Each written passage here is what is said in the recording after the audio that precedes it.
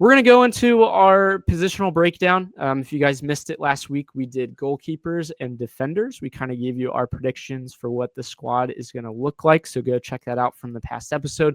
From this week, we're going to do midfielders and forwards. Sam, if you want to break down midfielders that we're expecting to see. Yeah, so midfielders, just going down the line here, and as we go, we'll just give a little, and then we'll wrap it back up. But Obinna Nwobodo, probably a starter there. Pavel Bucha, probably a starter there. You see Evander, possible starter there. Possible starter? Possible starter there. Who knows, Ryan? Okay. I mean, guy was almost an MVP, but who knows? Yeah. Evander would definitely be a starter for us, our number 10. And Samuel Gidi will be in rotation, most likely. Anunga, rotation guy. Dado, rotation guy. And then you see some depth pieces in Steven Jimenez. You have here, Kyle Smith has also played center midfielder, and we broke him down, being able to play either as a center back or, in his primary position out wide as an outside back. And then to cap it off, you have Ademir Chavez, who was recently signed from FCC2. So those are all kind of depth piece guys. But Ryan, as far as the starters go for midfielders, what are we thoughts, or what are your thoughts, initially?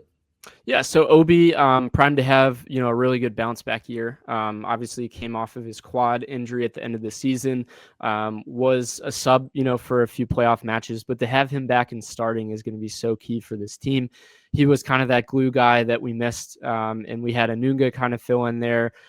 We had Gidi at the end, but he was just young, kind of inexperienced, wasn't really familiar with the rest of the guys. So I think a full season of Obi is just going to be huge, and having him next to Bucha as well. But Bucha, we know, is a journeyman. He's going to put in a ton of minutes. I hope to see him kind of push forward a little bit.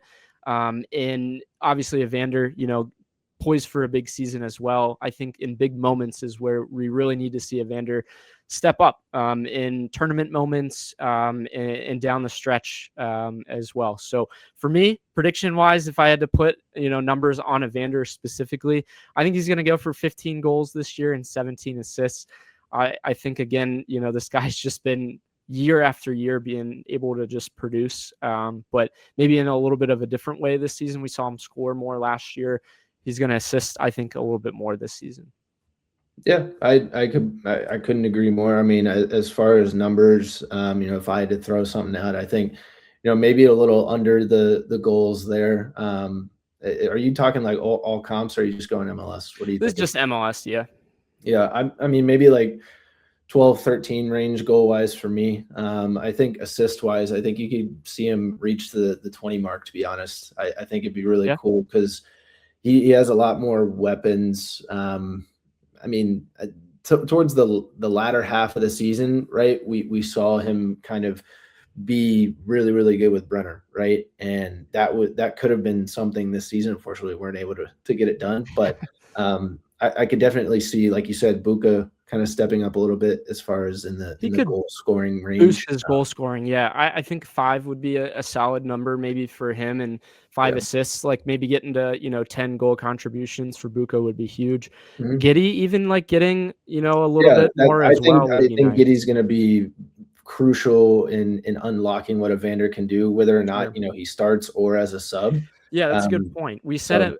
We listed him as a rotational player, but I think he's going to be starting. I think a bold prediction would be maybe by the end of the year, does he force his way, into the midfield somehow, or we have to switch how we're playing and put 4 in the middle there? I don't know. That would be interesting to see.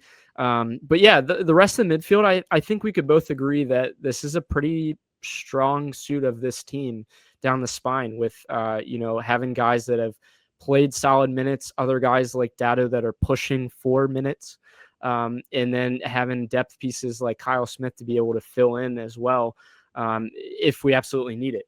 So I feel like this is a solid spot for the squad. But as we talk about a not so solid spot, the forward room, Sam, is a little bit different. Yeah, so I mean, we've got some new faces. A lot of question marks. Yeah, a lot of question marks to the forward room. Coming in, obviously, Kévin Denkey is going to be the starter. He's going to be there.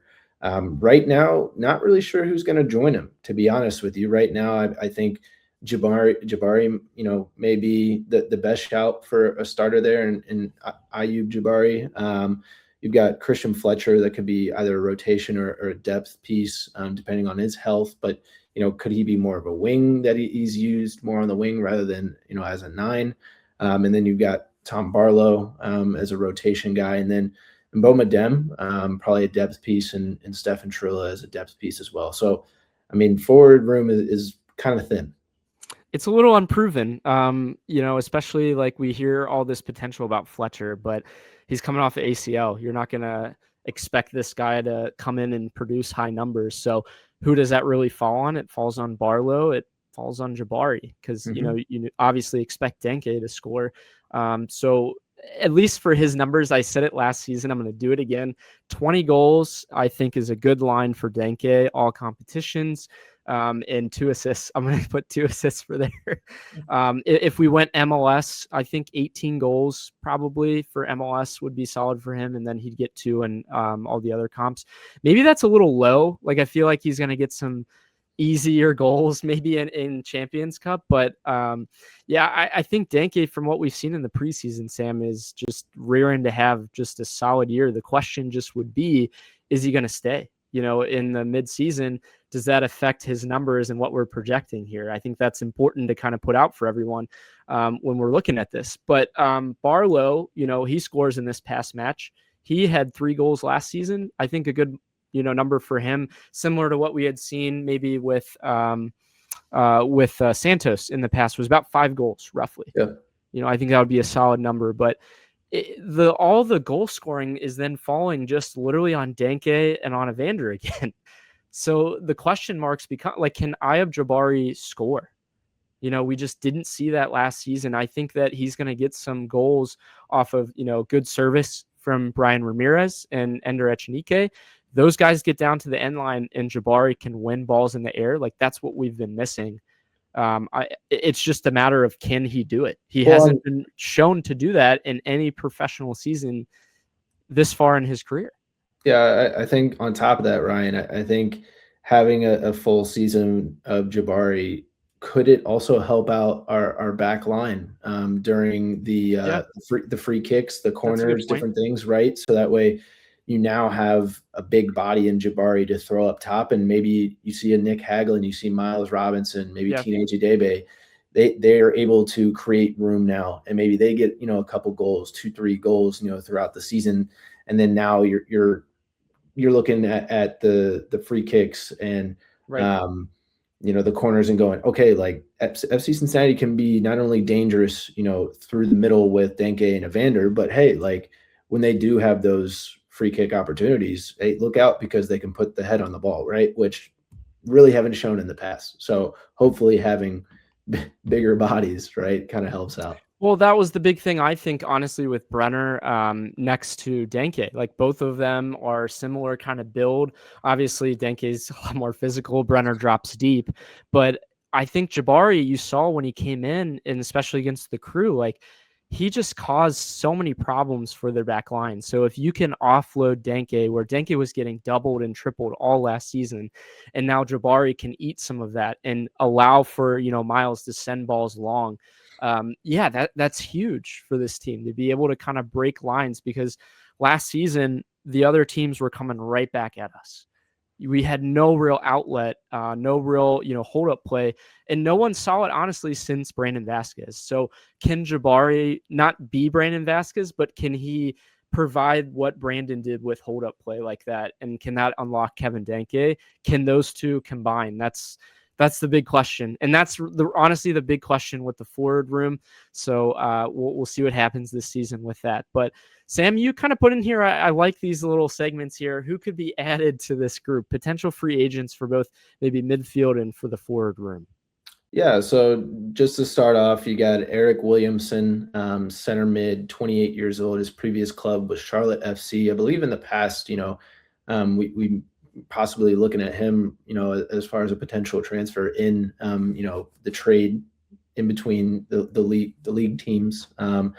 And then you get Mark Anthony Kaye, a little past his prime, but still has a lot of MLS experience. Another center mid, previously with San Jose Earthquakes, which past couple of years he's kind of been passed around the MLS if you look at his track record. So once again, just a depth piece possibly to have. And then Jailson, a center defensive mid, 30 years old.